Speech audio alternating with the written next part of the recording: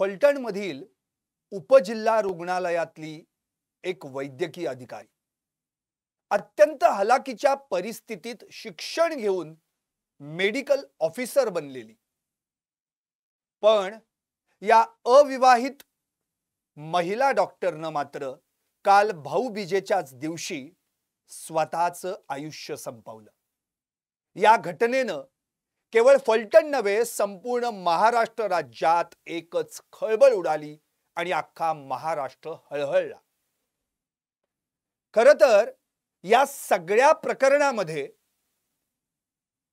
दोषी कोण आहेत याचा उल्लेख तिनं आपल्या तळहातावर केला खरा, पण ज्यांच्याविषयी तिला तिच्या तळहातावर लिहिता आलं नाही ते मात्र कोण आहेत त्यांच्याविषयी देखील तिनं याआधी 2 वेगवेगळ्या पत्रांमध्ये उल्लेख केलाय।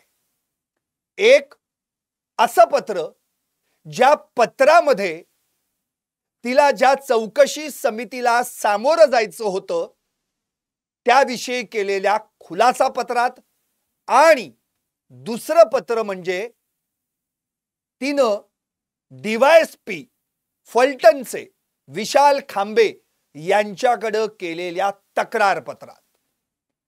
पण तिची तक्रार बेदखल करण्यात आली, कुणीही दखल घेतली नाही आणि अखेर ज्या आई वडिलांनी तिला तळहाताच्या फोडासारखं जपलं, नको त्या हाल अपेष्टा काढून तिला शिकवलं, मोठं केलं, डॉक्टर बनवलं, त्याच या महिला डॉक्टरनं आपल्या तळहातावर मला कुणी त्रास दिला, मला कुणी आत्महत्येस प्रवृत्त केलं, माझ्यावर कुणी लैंगिक अत्याचार केला, माझा कुणी शारीरिक मानसिक छळ केला हे लिहिलं आणि या जगाचा निरोप घेतला।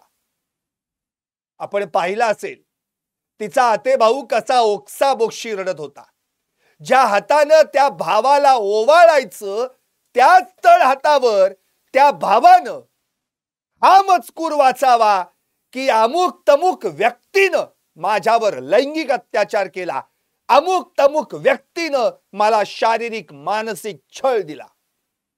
आता मात्र अख्ख्या महाराष्ट्रानं या संदर्भामध्ये लक्ष घातलं पाहिजे, आवाज उठवला पाहिजे, कारण त्या तळहातावर एकाचं नाव होतं तो प्रत्यक्ष पोलीस खात्यातला आहे। सदरक्षणाय खल निग्रहणाय हे ब्रीदवाक्य जपणारे महाराष्ट्र पोलीस, पण यांच्यात हे असे काही नको ते विघातक दडलेले आहेत ज्यांच्यामुळे समाजाला त्रास सहन करावा लागतो, आपल्या आया बहिणींना त्रास सहन करावा लागतो। तिनं नाव घेतलेलं ते नाव होतं गोपाल बदाणे। हा फलटण मधल्याच ग्रामीण पोलीस ठाण्यात पोलीस उपनिरीक्षक म्हणून कार्यरत होता। त्यानं माझ्यावर 4 वेळा लैंगिक अत्याचार केला असं तिनं तळहातावर लिहिलंय। तिच्या चुलत्यांनी या संदर्भात आणखी मोठा खुलासा केलाय की गेली 5 महिन्यांपासून तो तिच्यावर अत्याचार करत होता। या मागची कारणं काय आहेत, याला जबाबदार कोण आहे, हे सगळं तिनं पत्रात लिहिलं होतं। हा वाद नेमका झाला तरी कुठून सुरू, या सगळ्यांचं विश्लेषण मी या लाईव्ह मध्ये करणार आहे, त्यामुळे लाईव्ह अगदी शेवटपर्यंत पहा। यामध्ये महिला डॉक्टरच्या पत्रात कुणाकुणाची आहेत नाव, खासदार, डॉक्टर, पोलीस आणि बरच काही सगळे खुलासे तिने पत्राद्वारे केलेले आहेत। ते खुलासे मी आज महाराष्ट्रासमोर मांडणार आहे। मुळात ही बीड जिल्ह्यातल्या वडवणी या तालुक्यातली अत्यंत हलाखीची परिस्थिती। आई वडील शेतकरी, त्यांनी तिला मोठ्या कष्टानं शिकवलं, मोठं केलं। तिनं देखील जिद्दीनं वैद्यकीय शिक्षण पूर्ण केलं। कुटुंबाची आर्थिक परिस्थिती बेताची तरी देखील 10वी पर्यंत बीड मधल्या शाळेत शिक्षण घेतलं. नंतर जळगाव मधून वैद्यकीय महाविद्यालयातून वैद्यकीय शिक्षणाची पदवी घेतली. तिच्या चुलत्यांचं कुटुंब उच्च शिक्षित असल्यानं तिला शिक्षणाचं महत्त्व पटलं होतं, कारण तिची एक चुलत बहीण देखील मेडिकल ऑफिसर आहे. तिची पहिली नियुक्ती महाबळेश्वर या ठिकाणी 6 महिन्यांसाठी कंत्राटी पद्धतीने झाली होती. त्यानंतर 1.5 वर्षांपूर्वी तिनं फलटण उपजिल्हा रुग्णालयात वैद्यकीय अधिकारी म्हणून आपली सेवा करण्यास सुरुवात केली. अहो, अगदी पुढच्याच आठवड्यात ती सुट्टी घेऊन गावाला जाणार होती, पण आज गावाला ती नाही गेली तर तिचा मृतदेहच केला. आणि तो मृतदेह गेल्याचं पाहून, तो मृतदेह समोर पाहून तिच्या घरच्यांनी अक्षरशः आक्रोश केला, हंबरडा फोडला. या सगळ्या प्रकरणामध्ये नेमकं दोषी कोण हे अत्यंत महत्वाचं आहे. कुटुंबाचा आधार असलेल्या या लेकीचा असा दुर्दैवी अंत झाल्यानं संपूर्ण गावावर आता शोककळा पसरली आहे. संतप्त नागरिकांनी, संतप्त नातेवाईकांनी आता या प्रकरणातल्या आरोपींना कठोरात कठोर म्हणजे फाशीचीच शिक्षा झाली पाहिजे असं स्पष्टपणे म्हटलंय. खरं तर या डॉक्टर महिलेनं आपल्या नातेवाईकांना हे देखील सांगितलं होतं की या फलटण उपजिल्हा रुग्णालयात भ्रष्टाचार होतोय, करप्शन होत आहे आणि त्याचा आपल्याला मोठा त्रासही होतोय. ही कैफियत तिने आपल्या नातेवाईकांकडे मांडली होती. हे देखील आता पोलीस तपासात समोर आलंय. खरं तर या प्रकरणावरून आता जो काही पुढचा तपास आहे तो अत्यंत महत्वाचा आहे. मी खरं तर धनंजय मुंडे यांचे आभार मानतो. धनंजय मुंडेंनी या संदर्भात तात्काळ ट्विट केलंय आणि अत्यंत महत्वाचा विषय मांडलाय. त्यांनी स्पष्टपणे म्हटलेलं आहे, या प्रकरणामध्ये त्यांनी पहिल्यांदा या आपल्या बीड जिल्ह्यातल्या रहिवासी असलेल्या वडवणी तालुक्यातल्या या अविवाहित महिला डॉक्टरच्या मृत्यूबद्दल तिला श्रद्धांजली वाहिली आहे. इतकंच नव्हे तर या अकाली निधनामुळे तिच्या कुटुंबियांवर जो काय आघात झालाय, दुःख त्यांच्यामध्ये आलेला आहे, त्या दुःखात मी सहभागी आहे. या दोषींना कठोरात कठोर शासन व्हावं असं देखील त्यांनी म्हटलंय. आणि सगळ्यात महत्वाचा त्यांनी मुद्दा उपस्थित केलाय तो म्हणजे ती मुंडे आहे आणि बीडची आहे म्हणून तिने केलेल्या तक्रारी जर वरिष्ठांनी डावलल्या असतील तर ते अतिशय गंभीर आहे. या संपूर्ण प्रकरणाची स्वतंत्र SIT नेमून चौकशी करण्यात यावी आणि हे प्रकरण फास्ट ट्रॅक कोर्टात चालवण्यात यावं अशी मागणी करण्यासाठी ते आता मुख्यमंत्र्यांना पत्र देखील लिहिणार आहेत. मुंडे साहेब, तुमचा आभार, तुमचं कौतुक. खरंय, म्हणजे आडनाव मुंडे आहे, ती बीडची आहे म्हणून तुम्ही तिची तक्रार डावलली. बीडच्या प्रत्येक माणसाकडं असं बघण्यात येतं आणि असं बघितलं जावं हे अत्यंत चुकीचं आहे. अरे तिचं मुंडे आडनाव हे दोष आहे का? ती बीडच्या यात तिचा दोष काय आहे? बीडच्या काही कुकर्म्यांनी उद्योग केले असतील त्याचा सगळा त्रास तमाम बीडकरांना कशाला? अहो, बीडची देखील अत्यंत उत्तम सांस्कृतिक राजकीय पार्श्वभूमी आहे. संत महंतांची भूमी, परळी वैजनाथाची ही भूमी आणि अशा या बीड मधून आज हजारो नाही लाखो डॉक्टर्स, शिक्षक, इंजिनियर्स, वकील, पोलीस अधिकारी, प्रशासकीय अधिकारी, बडे राजकीय नेते घडलेले आहेत. उद्या जर प्रत्येक बीड मधल्या माणसाकडे जर असं बघायचं म्हटलं तर अवघडाने बघावं कुणी? पोलिसांनी. तिच्या पत्रामध्ये तो उल्लेख आहे आणि तो उल्लेख मी तुम्हाला वाचून दाखवणार आहे. धनंजय मुंडे, तुम्ही अगदी बरोबर बोललात, अगदी रास्त आणि योग्य आहे तुमचं. तिचं फक्त आडनाव मुंडे आहे आणि ती बीडची आहे म्हणून तिने केलेल्या तक्रारी तुम्ही कचऱ्याच्या टोपलीत, केराच्या टोपलीत टाकता? तिला झालेला त्रास तुम्ही पाहत नाही?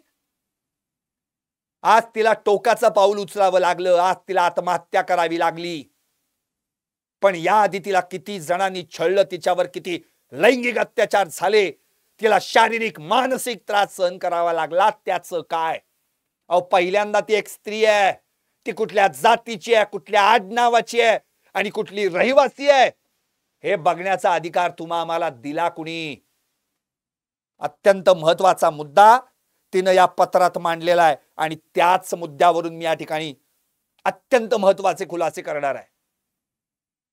खरं तर काय वाद आहे?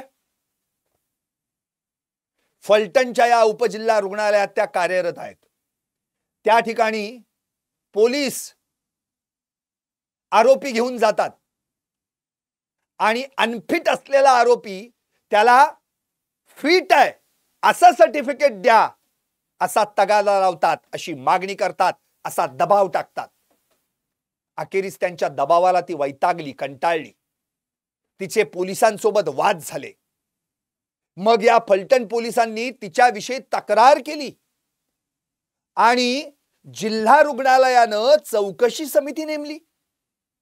आता त्या चौकशी समितीमध्ये तिनं आपला खुलासा वजा पत्रच त्या ठिकाणी सादर केलं आणि त्या ठिकाणी सगळ्यांचा कच्चा चिट्टा मांडलाय. हा सगळा कच्चा चिट्टा मी तुम्हाला ऐकवणार आहे. नंतर तिनं डीवायएसपींकडे देखील तक्रार केली. पण डीवायएसपी विशाल खांबे, तुम्ही सप्टेंबर 2025 मध्ये रुजू झालात ना, मान्य आहे. त्याच्या आधी त्या ठिकाणी जे कोण डीवायएसपी होते त्यांच्या नावानं तिनं पत्र लिहिलं. पण ज्यानंतर जून मध्ये लिहिलेलं पत्र तुम्ही सप्टेंबर मध्ये आलात, आज ऑक्टोबर आहे. का नाही तुम्ही या एका महिन्यामध्ये तिने जी तक्रार केली होती त्या तक्रारीची शहानिशा करून चौकशी केलीत? आणि आधीचे डीवायएसपी कोण होते? 19 जूनला लिहिलेलं पत्र आहे, पण तिच्या पत्राची तक्रारीची दखल घेतली गेली नाही. हे योग्य आहे? आज तीच दखल घेतली गेली असती तर 100% आज ही घटना घडली नसती. बघा तिने काय म्हटलं त्या चौकशी समिती समोर जो पत्र तिनं सादर केलं त्यामध्ये. विषय तक्रारीच्या संबंधात खुलासा देण्याबाबत. कारण की पोलिसांनी तिच्याविषयी तक्रार केली होती की हे आम्हाला रिपोर्ट व्यवस्थित देत नाहीत, वैद्यकीय तपासणीमध्ये अडथळा आणतायत. ऍक्च्युली अडथळा पोलीस आणत होते. चुकीचे पोस्टमार्टम रिपोर्ट मागायचे, चुकीचे या ठिकाणी फिटनेस सर्टिफिकेट मागायचे. अशा वेळी डॉक्टर चुकीचं कसं काय सहन करेल? तो अधिकार ऑन ड्युटी असलेल्या त्या मेडिकल ऑफिसरचा आहे किंवा वरिष्ठ डॉक्टरांचा आहे. पण उलट तिच्या विरोधातच तक्रार केली गेली. आता काय म्हटलंय तिनं? मी अमुक तमुक चौकशी समिती समोर लिहून देते की माझ्यावर झालेल्या तक्रारीचा खुलासा असा आहे. 31/7/2025 रोजी सायंकाळी म्हणजे रात्री 12ला फलटण ग्रामीणचे कर्मचारी आरोपीला घेऊन आले असता त्यांनी मला या गुन्ह्याच्या संदर्भातील गांभीर्य सांगितले नाही. म्हणजे 31 जुलैला काहीतरी घटना घडलेली आहे, त्या संदर्भात पोलीस आलेले आहेत. मी त्यांना सकाळी घेण्यास सांगितले तेव्हा त्यांनी डॉक्टर धुमाळ सर यांना फोन केला. हे फलटणचे आरोग्य अधिकारी आहेत. त्यानंतर डॉक्टरांनी मला फोनद्वारे आरोपी बघण्यास सांगितल्यावर मी लगेच पेशंट बघितला. तेव्हा पेशंटचा बीपी 120-110 mmHg होता. त्यामुळे मी पेशंटला ऍडमिट करून उपचार करण्यास सुरुवात केली. व त्यावेळी सहाय्यक पोलीस निरीक्षक जय पात्रे सरांना पोलीस कर्मचाऱ्याला फोन करून बोलले व त्यांना जो काही गैरसमज झाला आहे त्या माझ्या समोर येऊन चर्चा करा असे बोलले असता त्यांनी येण्यास नकार दिला. म्हणजे इथं पहिल्यांदा दोन नावं उघड झाली. एक डॉक्टर धुमाळ जे फलटणचे आरोग्य अधिकारी आहेत. पेशंट रात्री आणण्यात आला पण गांभीर्य काय आहे सांगण्यात न आल्यानं या महिला डॉक्टरनं उद्या सकाळी बघूयात असं सांगितलं. त्यावर डॉक्टर धुमाळांनी त्यांना फोनद्वारे सांगितलं की पेशंट घ्या. मग पेशंटची तपासणी केली, बीपी चेक केला गेला, ऍडमिट करून उपचार करण्यास सुरुवात देखील केली. त्यावेळी त्यांनी सहाय्यक पोलीस निरीक्षक जय पात्रे आणि एका पोलीस कर्मचाऱ्याला फोन करून सांगितलं की जो काय गैरसमज झालाय तो दूर करूयात, पण त्यावेळी त्यांनी नकार दिला. आता मी बाहेर आहे असं त्यांनी सांगितलं. त्यावेळी जय पात्रे सर मात्र हॉस्पिटलच्या आवारातच गाडीमधून बोलत होते. बघा म्हणजे कसे एकमेकांचे डिस्प्यूट्स आहेत तिथे. त्यावेळी संबंधित तो जो काही कालावधी आहे तो हॉस्पिटलच्या कॅमेऱ्यामध्ये जर चेक केला तर आढळून येईल सीसीटीव्ही कॅमेऱ्यामध्ये की जय पात्रे बाहेर गाडीत बसून बोलत होते, ते कुठेही बाहेर नव्हते. पोलीस निरीक्षक अनिल महाडिक सरांनी केलेले आरोप चुकीचे आहेत व त्याच वेळी पोलीस हवालदार एन.डी. चतुरे यांनी देखील आरोपी फिटनेस साठी आणला होता. डॉक्टर धुमाळ यांच्या म्हणण्यानुसार दोन्हीही आरोपी चेक करून बीपी वाढल्या कारणाने ऍडमिट करून घेतले. म्हणजेच काय, डॉक्टर धुमाळांनी सांगितलं त्यानुसार मी दोन्ही आरोपींचा बीपी चेक करून त्यांना ऍडमिट केलं. पण या दरम्यान जी काही अनिल महाडिक पोलीस निरीक्षक यांनी जी माझ्याविषयी तक्रार केली होती ती चुकीची होती. नंतर फिजिशियन फिटनेस साठी डॉक्टर केशव सर यांना फोनद्वारे त्या ठिकाणी अभिप्राय मागितला व त्यांनी तो मेसेज सकाळी बघून मला पेशंटसाठी 2D इको करण्यास सातारा येथे पाठवण्यास सांगितले. त्याप्रमाणे मी आरोपी नामे मल्हारी अशोक चन्ने वय 42 यांना 2D इको काढण्यासाठी सातारा येथे नेण्याचे पत्र दिले. दुसरा आरोपी नामे स्वप्नील सुरेश जाधव वय 25 यांचा बीपी कमी आल्यानं त्यांना फिटनेस दिलं, म्हणजे फिटनेस सर्टिफिकेट दिलं. त्यानंतर 15 मिनिटांनी वैद्यकीय अधीक्षक डॉक्टर धुमाळ सर व डॉक्टर केशव सर यांच्या म्हणण्यावरून मी आरोपी फिटनेस सर्टिफिकेट दिलं. त्यावेळी डॉक्टर ननावरे मॅडम व 10 मिनिटांनी माननीय खासदार यांचे 2 PA आले. म्हणजे या ठिकाणी ननावरे मॅडमचाही त्या ठिकाणी कॉल घेतला आणि 10 मिनिटांनी माननीय खासदार यांचे 2 PA आले. आता इथे उल्लेख आलाय खासदारांचा. हे खासदार कोण हे अजूनही माहित नाही, कारण की त्या पत्रामध्ये उल्लेख नाहीये. हे ते पत्र आहे, जर तुम्ही पाहत असाल तर या पत्रामध्ये चौकशी समिती समोर तिने केलेल्या खुलाशाचं पत्र आहे. या पत्रामध्ये फक्त खासदार एवढंच म्हटलेलं आहे.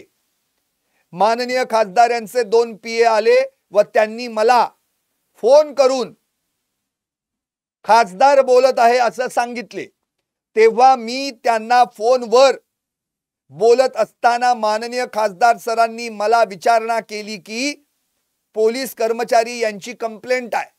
म्हणजे पोलिसांनी खासदारांकडे कंप्लेंट केली आहे.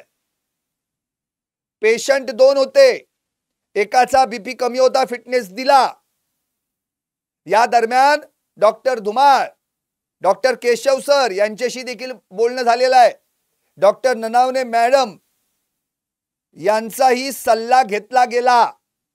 डॉक्टर ननावणे मॅडम यांचा सल्ला घेतला आणि 10 मिनिटांनी खासदार यांचे 2 पी आले.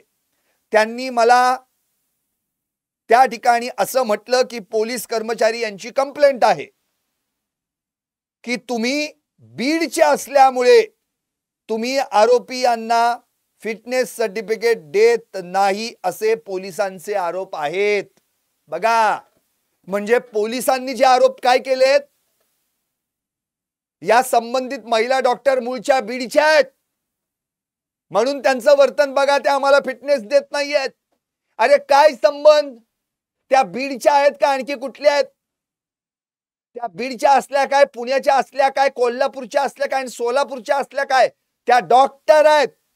आणि डॉक्टरांनी फिटनेस सर्टिफिकेट द्यायचं का नाही हे ऑन ड्युटी मेडिकल ऑफिसरचा अधिकार आहे. पोलिसांनी दबाव का आणला? म्हणजे याच्यात खासदारांना इन्व्हॉल्व का करण्यात आलं? पोलिसांनी खासदारांना का सांगितलं? खासदारांचे पीए तात्काळ त्या ठिकाणी दोघे आले कसे? आणि त्यांनी खासदारांना फोन लावून देऊन खासदारांनी असा आरोप पोलीस करतायत असं म्हटलंच कसं? मुंडे साहेब, आता हा खासदार कोण आहे याच्या मागे लागा, हा शोध घ्या. कारण की या ठिकाणी हा उल्लेख खासदारांच्या तोंडून आलेला आहे. काढा सगळे सीडीआर. खासदार ज्या पीएच्या फोनवरून बोलले त्या पीएचा सीडीआर काढा. संबंधित महिला डॉक्टरच्या फोनचे सीडीआर काढा. आणि होऊन जाऊ दे दूध का दूध पाणी का पाणी की हे कोण पोलीस होते ज्यांनी अशी तक्रार खासदारांकडे केली आणि त्या खासदारांनी अमुक तमुक पोलीस असा आरोप तुमच्यावर करतात असं म्हटलं. तेव्हा त्यांना असे आरोप चुकीचे आहेत व येथून पुढे असे आरोप होणार नाहीत अशी मी त्यांना हमी दिली. शेवटी महिला डॉक्टर आहेत, खासदार आपल्याशी बोलतायत, त्यामुळे त्यांनी त्या ठिकाणी आपण असं परत काही करणार नाही अशी हमी दिली. पण मुळात हे आरोप चुकीचे आहेत असं देखील त्यांनी म्हटलं. त्यानंतर मी पोलीस निरीक्षक महाडिक यांना फोनद्वारे पोलिसांनी केलेल्या आरोपांची विचारणा केली. साहजिकच आहे, असे जर खोटे नाटे आरोप होत असतील तर त्यांनी विचारणा करायलाच हवी. कारण की पोलिसांनी थेट खासदारांना असं कसं काय सांगितलं की ते बीडचे आहेत म्हणून सर्टिफिकेट फिटनेस देत नाहीयेत म्हणून?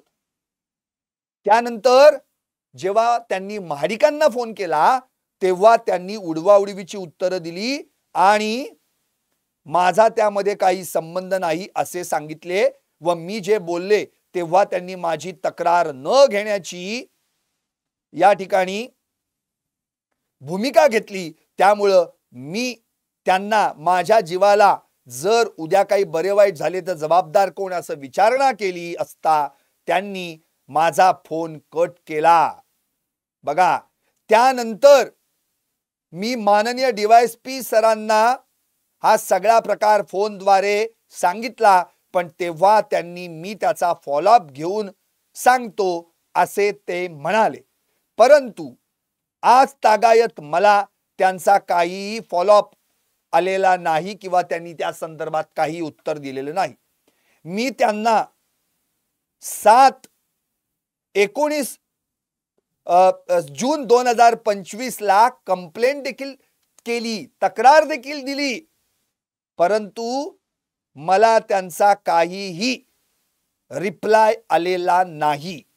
बघा, आता या ठिकाणी त्यांनी काय तक्रार केली हे पण क्लिअर केलेलं आहे. इथं त्यांनी 19 जून 2025 ला फलटण ग्रामीण पोलीस ठाणे येथील अधिकाऱ्यांकडून अपशब्द वापरले जात आहेत त्याबाबत अशी तक्रार केली होती फलटणच्या डीवायएसपींकडे. तत्कालीन डीवायएसपी कोण असतील ते. काय म्हटलं होतं? उपरोक्त विषयास अनुसरून सादर करण्यात येते की मी वैद्यकीय अधिकारी म्हणून उपजिल्हा फलटण येथे कार्यरत असून फलटण ग्रामीण पोलीस ठाण्यातील अधिकारी आरोपींना मेडिकल तपासणीला आणतात त्यावेळी पेशंट फिट नसताना देखील मॅडम फिट द्या असा दबाव वारंवार टाकतात व अपशब्द वापरतात. याची पोलीस निरीक्षक अनिल महाडिक यांना मी फोनद्वारे माहिती दिली असता त्यांनी देखील उडवाउडवीची उत्तरं दिली व माझा त्यामध्ये संबंध नाही असे सांगितले. तरी माननीय महोदय, आपण यात लक्ष घालून योग्य ती कारवाई करावी व त्यांस योग्य ते मार्गदर्शन करावे, ही गोष्ट वारंवार होऊ नये याचा प्रयत्नही करावा. सोबत त्यांनी अधिकाऱ्यांची नावं देखील दिली. पोलीस उपनिरीक्षक M.E. पाटील, सहाय्यक पोलीस निरीक्षक S.S. जयपात्रे आणि पोलीस उपनिरीक्षक गोपाल बदाणे. आता एवढं सगळं देऊन देखील या संदर्भामध्ये त्यांच्या तक्रारीबाबत काहीही पुढे घडलं नाही, त्याबाबत काहीही शहानिशा झाली नाही. आता हे सगळं घडल्यानंतर या सगळ्या प्रकरणामध्ये हा जो बदाणे आहे या संदर्भात देखील त्यांनी लिहिलेला आहे. माननीय महोदय, फलटण ग्रामीणचे पोलीस अधिकारी PSI बदाणे हॉस्पिटलमध्ये येऊन इमर्जन्सी ड्युटी वर चेअर वर बसून आम्हाला धमकी देतात. ही बाब अतिशय गंभीर आहे. हे त्यांना निदर्शनास आणून द्यावे अशी विनंती मी चौकशी करत आहे व आरोपी फिट अनफिटच्या गोष्टी या सर्वस्वी ऑन ड्युटी डॉक्टर आणि त्यांच्या वरिष्ठांच्या हातात असाव्यात असे त्यांना निदर्शनास आणून द्यावे अशी विनंती करत आहे. माननीय महाडिक सरांच्या प्रमाणे मी पोलीस निरीक्षक उपनिरीक्षक पाटील सर यांच्या बद्दल तपासासाठी असलेल्या पीडित मुलीची तपासणी केलेली आहे. त्यामुळे माननीय महाडिक सरांनी केलेले आरोप पाटील यांच्याशी संवाद साधून डॉक्टरांना करण्यास नकार दिला, हे तपासून पाहावे अशी विनंती व माझ्यावर केलेले आरोप हे ग्रामीण पोलीस स्टेशनचे आहेत. त्यामुळे चौकशी समिती अधिकारी आपण मी केलेल्या लेखी तक्रारीची विचारणा पोलीस प्रशासनास करावी अशी विनंती करत आहे. 19/6/2025 रोजी लेखी तक्रार DYSP ऑफिस मध्ये केल्या कारणांनी त्यांनी माझ्यावर तक्रार केली आणि ते मला दोषी ठरवत आहेत. बघा, म्हणजे या ठिकाणी या पोलिसांविरुद्ध DYSPकडे तक्रार केल्याबद्दल पोलिसांनी त्यांच्या विरोधात जिल्हा रुग्णालयात तक्रार केली आणि मग जिल्हा रुग्णालयाने त्यांच्या विरोधात चौकशी सुरू केली. चौकशी समिती अध्यक्ष यांना विनंती करत आहे की पोलिसांनी मानसिक त्रास देऊन अधिकाऱ्यांच्या वैयक्तिक जीवनात अडथळा आणू नये व अधिकाऱ्यांना अपशब्द बोलू नये. बीडचे आरोपी, बघा मॅडम, बीडचे लोक कसे गुन्हे करत आहेत, बघा मॅडम, अशा शब्दात हिणवू नये. ही बाब माननीय पोलीस निरीक्षक यांच्या पत्राला अनुसरून खूप गंभीर आहे. माझे व पोलीस प्रशासन कायद्याचं उल्लंघन करून डॉक्टरांना नाहक त्रास देत आहेत अशी बाब गंभीर असून त्यांना समज देण्यात यावी याची विनंती मी करत आहे. पोलीस कर्मचारी यांचा मानसिक त्रास मला सहन करावा लागत आहे.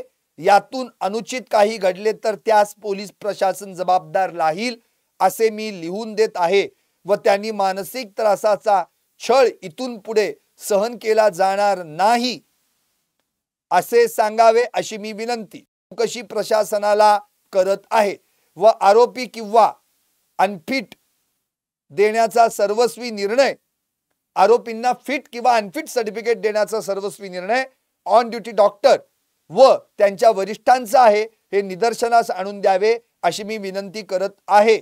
अन्यथा मी पुढील प्रशासन पुराव्यानिशी पोलिसांची तक्रार करेन असे लिहून देत आहे.